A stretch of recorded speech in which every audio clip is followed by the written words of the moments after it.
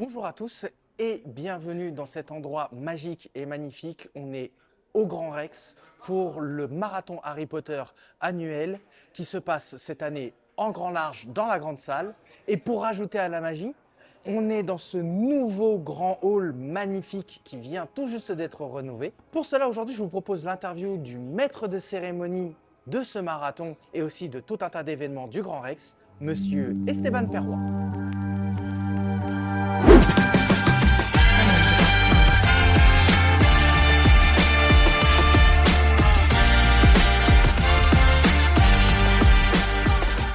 Salut Esteban, Salut Jay, comment ça va? super. Et toi?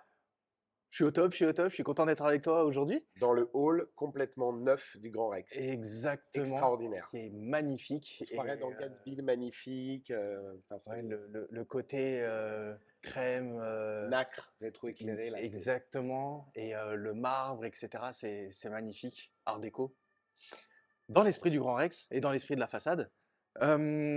Aujourd'hui, c'est le marathon Harry Potter. On fait cette interview dans le contexte du marathon Harry Potter. T'en as fait combien? Est-ce que tu les comptes? Alors, je les compte pas, mais on m'a dit hier que c'était le 11e marathon Harry Potter du Grand Rex. Je les ai tous animés sauf un où je pouvais pas être là, j'étais très loin de Paris. Donc j'en ai animé 10 et il y en a 11. C'est le 11e aujourd'hui. Le premier était organisé à l'occasion de la sortie du 8e film, à l'apogée, on va dire, de la première sortie de la saga Harry Potter au cinéma. Le 8e film, les avant-premières avaient été organisées à Bercy. J'avais animé une avant-première avec quelques comédiens, pas tous, hein, quelques comédiens du film. Et ensuite, on avait fait la surprise aux spectateurs et spectatrices du Rex qui étaient là depuis 2 jours sur un marathon Harry Potter. Et moi, j'étais arrivé de Bercy avec les comédiens qui n'étaient pas prévus en fait pour le Rex. Je me souviens, la salle s'est levée, tout le monde pleurait. Enfin, t'étais là? J'étais là et je m'en souviens très très bien. Donc c'est pour ça que je souris parce que effectivement C'est un souvenir c'est des souvenirs extraordinaire. extraordinaires. Tu es l'animateur du Rex depuis combien de temps maintenant? Ça fait plus de 20 ans? Alors, ça fait 23 ans 23 ans. que j'ai eu la joie de fouler la scène du Rex pour la première fois en tant qu'animateur. Mm. Donc, je n'anime pas tous les événements du Rex, loin de là. Il y a beaucoup d'événements que je n'anime pas, mais il y en a quand même pas mal que j'anime. Et surtout, j'anime tous les événements internes, donc tout ce qui est créé par le Rex, Mm. les marathons, les événements, les séances spéciales, certaines avant-premières, certaines rétrospectives, des rencontres, etc. Ça, très très souvent, effectivement, voilà, Alexandre, donc le patron du Rex, me fait confiance depuis des années et me propose d'animer, d'ambiancer, d'enjailler, d'emmener les gens avec moi sur ce qui fait aussi l'esprit du Rex, c'est-à-dire une convivialité, un amour partagé des films, une passion, une ferveur, une espèce d'ambiance cinéphile et en même temps chaleureuse et voilà, conviviale. C'est-à-dire que l'idée, c'est que les gens, quand ils viennent à un événement organisé par le Rex, c'est pas juste ils viennent, ils s'assiedent avec un popcorn et ils regardent un film. C'est voilà, ils sont accueillis, ils font partie de la famille, on les accueille chez nous et voilà, j'essaye d'être la passerelle qui fait ressentir la chaleur humaine à laquelle tout le monde contribue. D'ailleurs, ce hall magnifique, les gens de l'accueil, du bar qui sont tous super souriants, Alexandre lui-même, le patron, qui est hyper accessible. Enfin, voilà, on veut donner vraiment la sensation au public d'être dans une bulle de chaleur, une safe place consacrée au cinéma, entre autres, puisqu'il y a aussi des spectacles, des concerts. Et justement, tu parlais spectacle, concert. Donc au-delà d'être animateur, tu es aussi comédien, écrivain, auteur, metteur en scène, directeur et professeur de l'école française d'improvisation théâtrale. Avec toutes ces casquettes, comment tu t'organises? C'est quoi ton secret? Alors, mon secret, c'est que je dors peu et que je suis extrêmement fatigué. Non, mon secret, je ne sais pas si j'ai un secret, mais en tout cas, je carbure à la passion. Ça, c'est certain. Le problème se posera quand je n'aimerai plus ce que je fais. Là, il faudra que je cherche à changer mon organisation. Pour l'instant, c'est pas le cas. J'aime écrire, j'écris beaucoup. J'ai écrit plusieurs pièces de théâtre, puis là, il y a des bouquins qui arrivent. J'aime jouer, animer, mettre en scène aussi. Voilà. Et puis, effectivement, je dirige l'école française d'impro. Donc, qui aujourd'hui fête ses 26 ans. Et c'est toujours avec une joie incroyable qu'on accueille les nouveaux élèves chaque année. Voilà, un peu comme à Poudlard d'ailleurs, tu vois, c'est un peu un moment fort dans la vie de l'année. Donc j'aime faire toutes ces choses. Alors je travaille pas mal la nuit. Hmm. Je suis pas insomniaque, mais je suis noctambule. J'aime la nuit. Je crois qu'il y a un autre nom, ça doit être noctophile ou quelque chose. Des gens qui aiment la nuit. Et, Oui, ça doit être quelque chose comme ça. je lis et j'écris beaucoup la nuit. Je travaille la nuit aussi. Voilà. Et souvent je m'endors la tête sur l'ordi, un peu épuisé. Et le matin, hein, parfois c'est un peu dur. Et puis après, c'est parti, quoi. Voilà. Comme je dis souvent, et je sais que cette expression n'est pas forcément intelligente, mais quand même, je dormirai quand je serai mort. Ah ouais, les spécialistes Oui. médicaux disent que pas du tout, il vaut mieux dormir avant pour éviter de Oui, mourir. oui, et puis après, il y a une histoire aussi de développement du cerveau, des capacités de les entretenir, etc. Alors moi, Mais il a oui, grillé depuis longtemps, hein, donc je suis tranquille. comme on est dans ce contexte ici au Grand Rex, on va rester centré un peu plus sur cette casquette d'animateur. Ouais. Euh, Est-ce que tu te rappelles comment cette histoire ici d'animation au Grand Rex, pour toi, elle a Ah, commencé? bien sûr.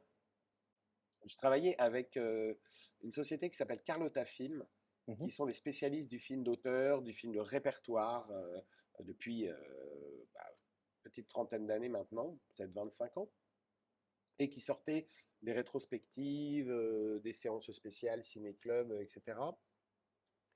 Et un jour, ils ont eu, avec leur partenaire Darkstar, qui est une agence de communication Mhm. spécialisée dans le cinéma, qui existe toujours d'ailleurs, qui est dirigée par mon pote Jean-François Gaille, euh, ils ont eu le marché, on va dire, de la sortie de la collection Bronzé, Bronzé fond du ski et Mhm. Père Noël est une ordure, lancée à l'époque par Studio Canal.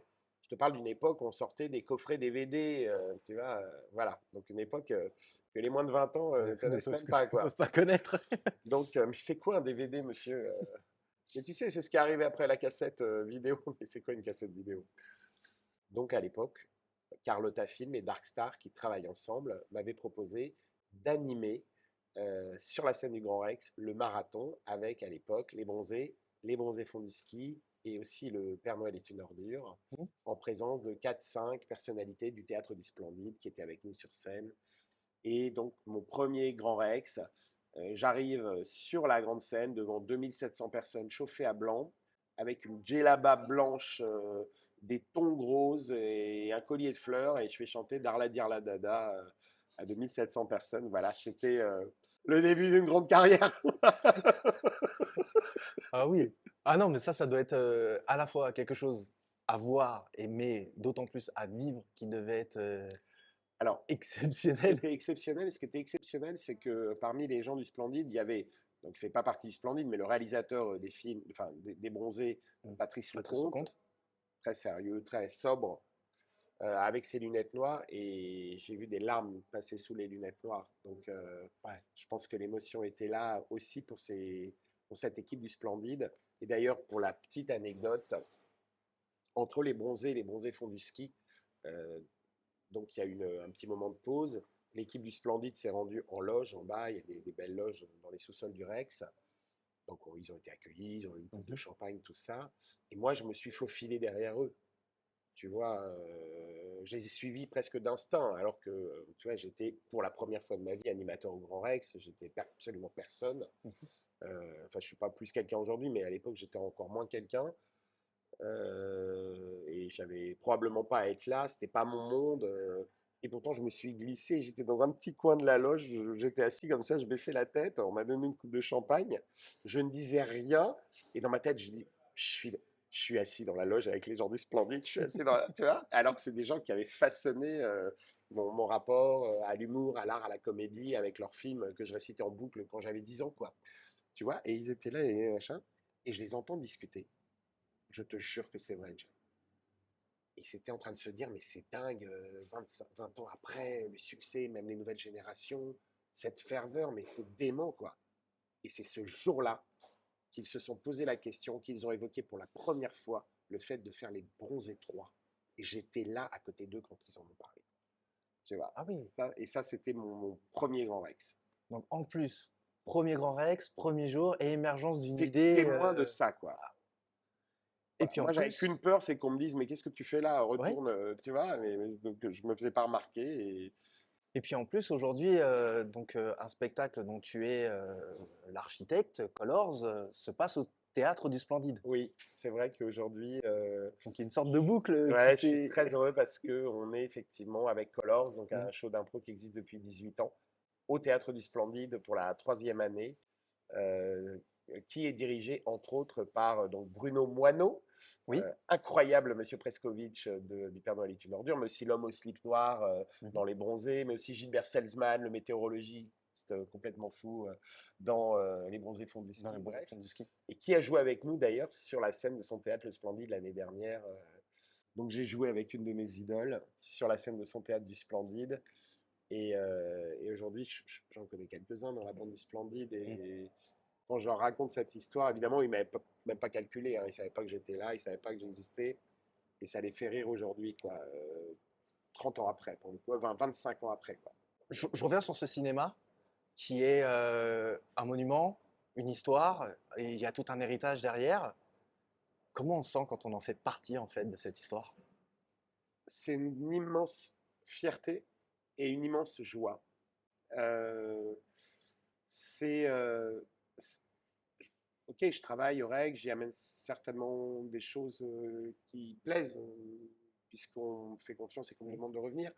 Mais je considère tout de même que c'est un vrai privilège aujourd'hui de pouvoir être l'animateur du Rex, parce que je suis associé à un monument du cinéma, comme tu dis. Je suis associé au travail d'Alexandre Hellman, que j'admire profondément, parce qu'il travaille comme un d'arrache-pied. C'est lui qui, en 20 ans, a retrouvé. Bon, son père, évidemment, avait créé ce cinéma à l'époque avec Jacques Haïk. Enfin, ils avaient fait énorme. Ils ont sorti de terre le monstre, quoi. Tu vois, ils Mhm. ont fait un truc incroyable. Mais Alexandre, entre la façade, entre la programmation, entre les événements, les marathons, entre l'âme qu'il a insufflée au Rex, avec sa ferveur et sa passion, il le dit lui-même, hein, de Oui. geek et d'amateur de films hollywoodiens aussi, mais aussi de films un peu plus exigeants, comme son amitié, son rapport avec Christopher Nolan, Mhm. etc. Moi, je suis honoré et heureux d'être associé à des gens qui sont positifs, à des gens qui travaillent, à des gens qui défendent avec ferveur le cinéma et qui veulent le partager au plus grand nombre. Parce que l'idée du Rex, c'est vraiment de s'ouvrir au plus grand nombre. Le Rex doit être un cinéma, à mon avis, enfin Alexandre le dirait mieux que moi, mais populaire au sens noble du terme. Mhm. Accueillir un maximum de gens. Il doit être ouvert au monde. Et tous les spectateurs, les spectatrices sont les bienvenus au Rex. Et quel que soit leur état d'esprit, quel que soit d'où ils viennent, ils ont le droit d'avoir ce moment de beauté, d'émerveillement, et de partager tous et tout ensemble la beauté du cinéma, les émotions qu'on vit ensemble pendant les films, et encore plus quand c'est en grand large, encore plus Mhm. quand c'est des films hyper spectaculaires. Tu vois. Donc c'est quelle, quelle fierté de participer à- je sais, peut-être que le terme démocratisation du cinéma est ridicule, mais en tout cas à cette ouverture au monde, mais pour autant avec des exigences à la hausse en termes de beauté, en termes d'accueil, en termes de propositions artistiques, techniques, quoi. C'est-à-dire, on n'est pas obligé, pour accueillir du monde, de niveler vers le bas tout. Au contraire, on peut essayer d'élever la proposition et d'accueillir un maximum de gens pour que les gens bénéficient de choses qui sont les plus merveilleuses. Voilà. Je crois que le Rex travaille dans cet état d'esprit et donc c'est une immense joie à mon niveau de participer à ce lien chaleureux entre le public et le cinéma, puisque pour le coup, dans les marathons, les animes, je suis un peu le chaînon entre le public et le film où est le Mhm. Rex. Tu vois, je suis un peu leur interlocuteur, leur pote, leur copain du Rex, quoi. Tu vois. C'est comme ça aussi qu'on s'est connus. C'est comme ça qu'on s'est connus il y a 15 ans. Ouais, bah, ouais, peut-être même un peu plus maintenant quand j'y réfléchis. Ouais, Mais toi, ça t'as fait pas longtemps. changé, c'est incroyable. Merci. Non, Enfin, ouais, c'est moi, vrai. je vois que j'ai changé. Si, j'ai vieilli quand même. Non, mais t'as peut-être les tempes un peu grisontes, mais Ouais. Bah, c'est pareil parce que c'est la passion et je pense que et puis je reste aussi, très jeune dans ma tête et que quand on est passionné par quelque chose et qu'on a envie de le transmettre, ça conserve, je crois. Voilà.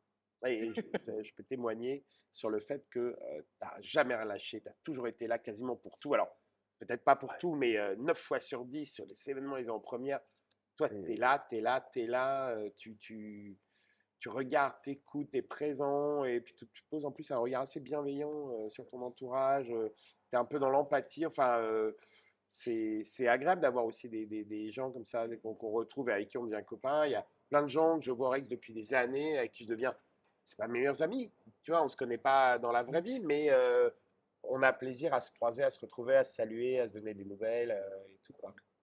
c'est ça surtout que je retiens, justement de cet endroit-là et pourquoi je l'affectionne autant, c'est, déjà mon amour du cinéma est né avec ce lieu et avec tout ce que j'y ai vécu et puis ça l'a entretenu et cultivé, mais surtout, c'est toutes ces rencontres. Toi, Monsieur Hellman aussi, dont on avait fait déjà Un portrait, l'interview et ouais. un portrait il y a quelques mois.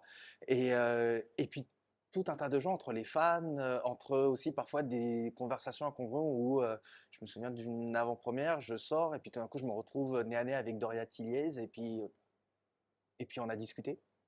Et jamais dans ma vie je me dis, bah, j'aurais pu vivre des moments comme ça. Donc, et ça, c'est le Grand Rex. C'est toute l'histoire du Grand Rex, la magie du Grand Rex. C'est vrai que dans les halls, quand il y a des. Alors évidemment, quand il y a des grandes stars hollywoodiennes, il peut y avoir un peu des sécuritaires, etc. Mais souvent, les gens passent et puis clac, tu sors du film, tu vas, tu vas prendre un café, et puis tout à coup, tu croises Robert Downey Jr. Qui était en train de boire une C'est tisane ça. là, entre. Tu vois, Mm. il y a vraiment des. Tu croises des gens et en même temps, c'est safe. C'est-à-dire, il n'y a pas cette espèce d'hystérie de. Ah, tu vois. Bah, Oui, non, voilà, c'est c'est ça, convivial, on est en c'est très famille, quoi. convivial. Tu vois. Et comme ça, c'était, je sais pas si tu te rappelles, mais enfin, si, tu dois t'en souvenir parce que tu les as animés, les deux marathons Avengers, celui pour la Ouais, sortie d'Infinity War et puis ouais. celui Le d'après, dernier, le là, à dernier, minuit, qui a fini à minuit. à 3 heures du matin, parce Enfin, que je non, me mais suis on a dit, lancé le mais on film a à lancé le minuit film à une, minuit, tu sais. mais à Infinity War, c'était pareil.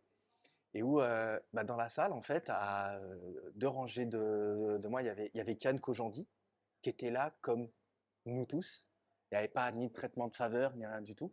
Et où on a vécu et on a partagé ce moment-là ensemble avec tous les frissons, notamment pour Infinity War, que ça évoquait. Et je me souviens, on sort de la séance et on est là en train de refaire le film pendant 2 heures en attendant le premier métro parce qu'il est 3 heures du matin. Et c'est des expériences qui sont inoubliables. Et jamais on se dit, bah, quelqu'un qui a cette notoriété, qui a cette aura, on pourrait partager ce moment-là avec lui. Et il était là, il était comme nous, il était juste fan. Et ça, c'est extraordinaire. Mais bon, on va revenir un petit peu.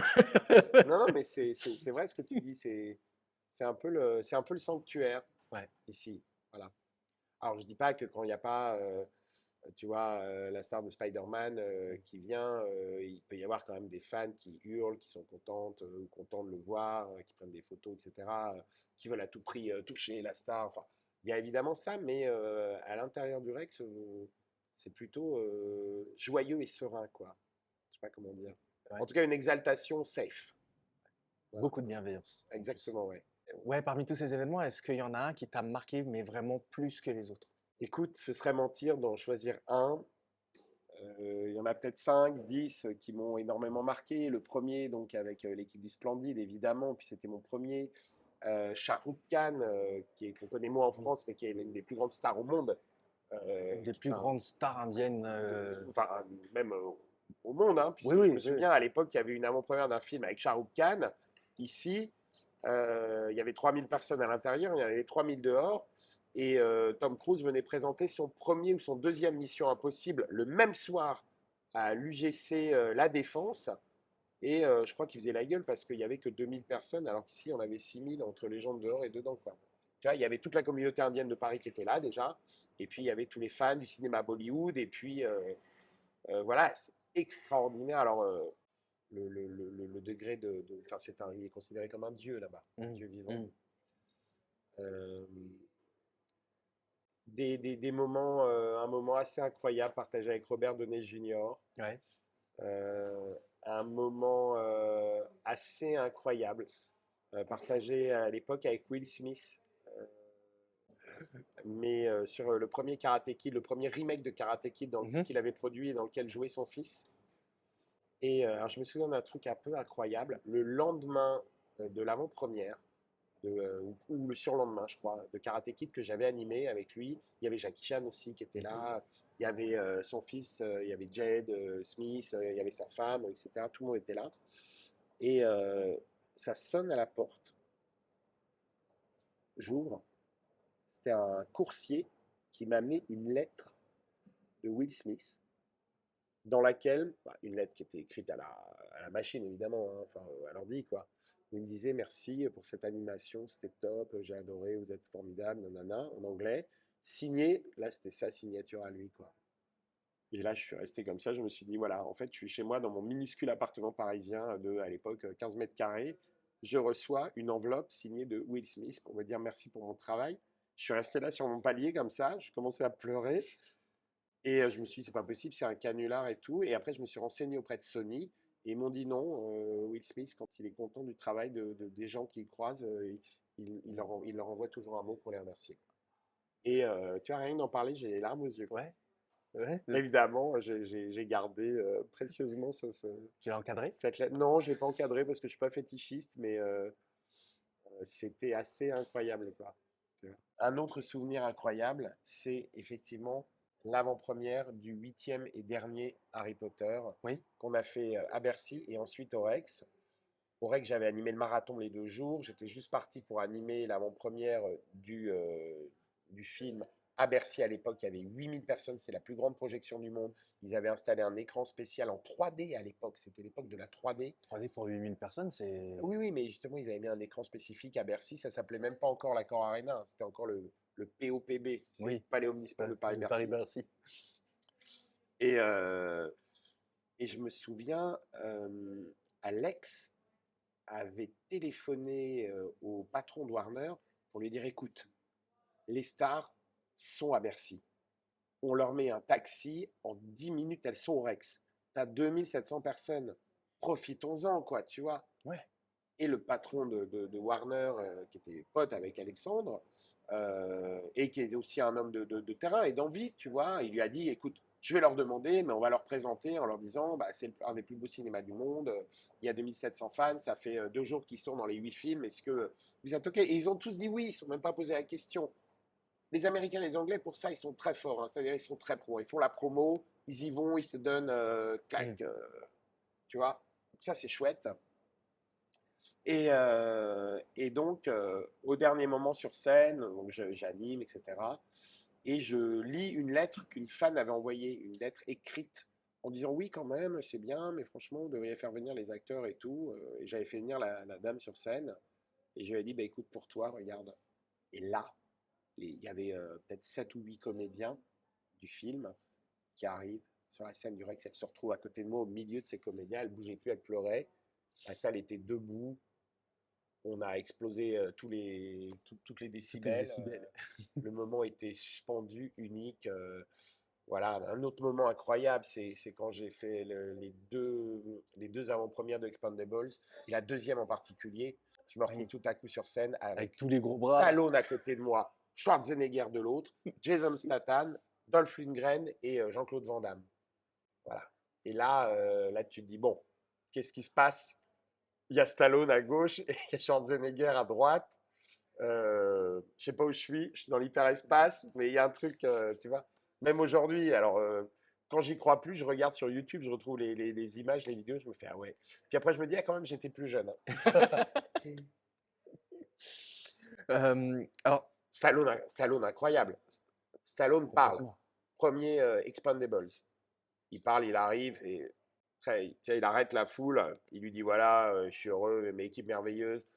La phrase qu'ils disent tous, on a eu beaucoup de plaisir à tourner ce film, j'espère que vous en aurez autant à le regarder, hein. C'est tu vois dans toutes les interviews Ouais, alliées, c'est celle-là. toujours comme ça. Euh, Ça hurlait, mais hurlait comme jamais de ma vie. Je sais pas ce qui se passait, les gens étaient fous. Bah, à l'époque, enfin, Stallone, bon, c'est toujours une icône, mais à l'époque encore plus, quoi, avec Schwarzenegger, tout. C'était pour le 2. D'un coup, il commence à parler au micro et tellement de bruit, tellement de cris, tellement d'électricité dans l'air que la capsule de son micro pète. Donc Stallone, tout à coup, on n'entend plus sa voix. Et donc ça hurlait tellement.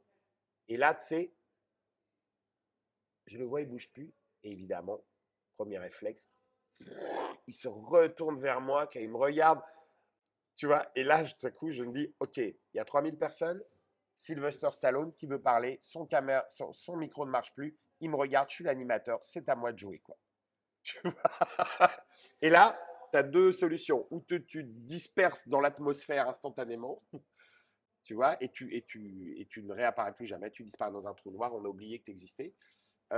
Ou tu réagis, donc je suis allé, parce que moi j'avais donné mon micro peut-être à Schwarzenegger, etc. Je fonce derrière, je chope un micro spare qui était là, la régie du Rex, ils avaient vu le coup arriver, ils avaient chopé un autre Mm. micro, ils me le donnent, hop, j'arrive, et je lui donne, et là il me fait un petit thank you avec un sourire et tout, et je fais... Des anecdotes comme ça, j'en ai mais 250 quoi. Emily Van Je, Camp, l'année dernière, sur Avenger. C'est ça, Emily Van Camp. Une... je pensais pas à celle-là. Il y a celle-là, mais aussi à tu celle la de connais? Civil War. Oui, bah, c'est ça. Ah oui, Oui, pas Avenger, Civil c'est War. celle-là. Ouais, ouais, Oui, c'est c'est celle de celle-là. Civil War, C'est celle pardon. de Civil War. Voilà. Pendant le... Donc, il y avait tout un tas de trucs. Il y avait Rousseau. Rousseau qui était Mhm. là. Il y avait Robert Downey Jr. Il y avait Don Cheadle. Mhm. Et elle était... La team Iron Man, en gros, qui était Ouais, là. ouais, ouais. Alors que de l'autre côté, il y avait une autre en première avec l'autre frère Russo en Asie, avec la team plus Captain Captain America. America. Voilà. Euh, Et un moment pendant l'anime qui a duré bien 20-25 minutes, hein, parce qu'il y avait eu plein de trucs sur scène, des surprises, des projections, tout ça.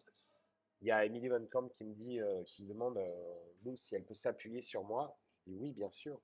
En fait, elle pleurait de douleur. Elle avait des talons comme as, aiguilles, qui lui rentraient à Mhm. l'intérieur des chevilles. Je baisse la tête, je vois le truc. Et je me suis dit, là, elle souffre le martyr, quoi. Et elle souriait en pleurant tellement elle souffrait. Et donc, elle s'appuyait sur moi pour qu'il y ait moins de poids sur ses talons, quoi. Bon, bon, bref. Et tout ça, ça s'est pas vu. Tout ça, ça s'est Et pas vu. ouais.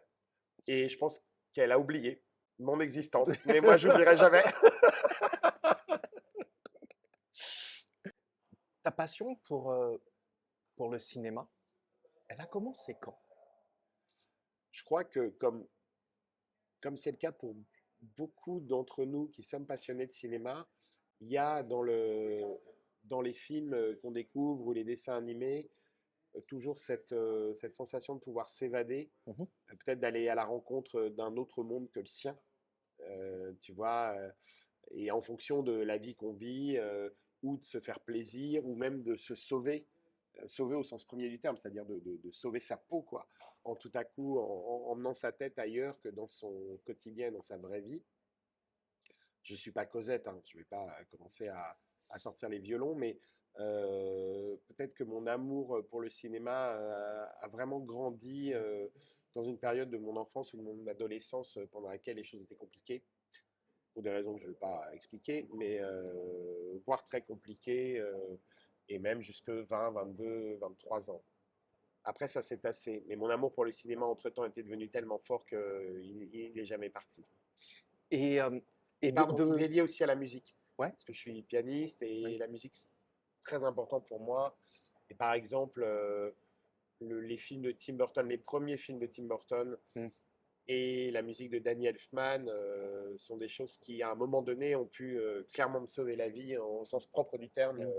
Quand ça n'allait pas du tout, je me réfugiais dans la musique de Danny Elfman, dans les films de Tim Burton, dans les Édouard en main d'argent, dans les Nightmare Before Christmas, dans les Pee-wee, Beetlejuice de l'époque, Édouard en main d'argent. Ce que j'ai pleuré devant ce film. C'est magnifique ce Même film. plus tard, Big Fish, un Mm. chef-d'œuvre absolu, quoi. Voilà. Donc, le cinéma, je pense, avec la musique, ont contribué à me sauver. Donc, quel bonheur d'aujourd'hui d'animer au Rex et de transmettre ce cinéma aux autres qui m'a sauvé moi, quoi. C'est un truc qui est fort. De passer de l'autre côté, d'être vraiment dans un film, acteur cinéma, etc. C'est quelque chose que pendant un moment tu avais envisagé, que peut-être tu as toujours envie de faire. Écoute, j'ai fait à une époque beaucoup de figures dans des films, voire des petits rôles. Alors, si t'es curieux, j'ai un petit rôle dans Le Mac, dans Les yeux jaunes du crocodile, dans Neuf mois ferme, tu vois. Hmm. Et plein de petites figures à gauche, à droite. Je crois que j'ouvre une porte même à Nicole Kidman dans Grâce de Monaco, à l'époque, qui avait été tournée par Olivier, le papa de Piaf, là. Euh, Ah, j'ai pas son nom, mais je voilà, vois de qui tu bref. parles. Oui. Euh, et j'ai tout de même eu la sensation de prendre plus de plaisir à jouer sur une scène de théâtre. Mhm. Donc je me suis naturellement tourné un peu plus vers le théâtre et la scène, d'ailleurs en lien avec mon travail d'animateur, parce que t'es en prise directe avec le public, tu es avec eux, tu es, t'es dans le moment. Voilà, le cinéma et le théâtre, évidemment, sont des choses très différentes. Quand tu tournes, c'est plutôt un marathon, alors que quand tu es sur une prestation scénique, c'est un sprint. Mm. Et puis, il y a pas, c'est qu'une seule fois, hein. Si tu te plantes, c'est trop tard, quoi. Mhm. Alors qu'au cinéma, tu peux reprendre ta prise plusieurs fois, tu composes, etc. Mais il faut tenir le personnage sur un très long terme, il faut tenir l'humeur, il faut tenir tout, quoi. Donc c'est une autre difficulté. Mais là, la récompense ou la sanction est immédiate quand tu es sur scène par rapport au public. Si t'es bon, voilà, ça revient. Si t'es pas bon, bah tu le manges, quoi. Et j'ai été de temps en temps pas bon, quoi. Et je l'ai mangé. Et puis de temps en temps, j'ai été bon et c'était merveilleux. Et du coup, par rapport à toi quand tu étais plus jeune, etc., est-ce que toutes les choses dont d'une certaine manière tu as rêvé par rapport à cette projection dans aussi bien culturel, mais aussi dans, on va dire, tous les métiers du divertissement, est-ce que tu as réalisé tout ce que tu rêvais de faire à ce niveau-là ou il y a encore plein de choses que Alors, tu as envie de faire? il y a deux choses. La première, c'est que il y a certains aspects de ma vie aujourd'hui que je vis, que je rêve. Mhm. Je dis bien que je rêve, c'est-à-dire que ma vie est un peu un rêve par moment, Mhm. auquel je ne pensais pas du tout. C'est-à-dire que quand j'avais 15 ans, j'étais animateur sur une radio qui s'appelait Radio Flash FM, Mhm. dans un bled de 3000 habitants, au fin fond du Pas-de-Calais. Je devais avoir 200 personnes qui écoutaient mon émission. Je passais des vieux singles de Stock Aitken et Waterman, ceux qui avaient sorti à l'époque, Kylie Minogue, Jason Donovan, enfin, tous ces trucs des années 80 à Mhm. 90. Euh, Jamais, j'étais heureux de faire ça, puis j'avais envie d'avancer, mais jamais j'aurais imaginé qu'un jour je serais là, quoi, en train Mhm. d'animer au Grand Rex ou de faire d'autres choses, ou de, j'ai eu de temps en temps, j'ai eu des petites choses sur Nova, sur France Inter, sur Sud Radio, Europe 2, tout ça, mais jamais j'aurais pensé arriver à ça. Mhm. Donc ça, c'est plutôt un bonheur. Par contre, l'envie d'écrire et surtout l'envie de réaliser, de mettre en scène, c'est des choses qui sont bien ancrées en moi depuis des années. Et j'ai pas fini, j'ai encore envie d'aller plus loin, j'ai envie de sortir des romans, encore des nouvelles pièces. Là, je vais réaliser, si tout se passe bien, un court métrage, Mhm. un peu lourd, on va dire. Et derrière, si je peux réaliser un long ou une série, enfin voilà. Donc, il y a ça, un petit peu là-bas, au loin, là, tout petit point de lumière tout au fond de l'immense tunnel dont je verrai peut-être jamais le bout, mais je vais essayer d'avancer par là, quoi. Merci.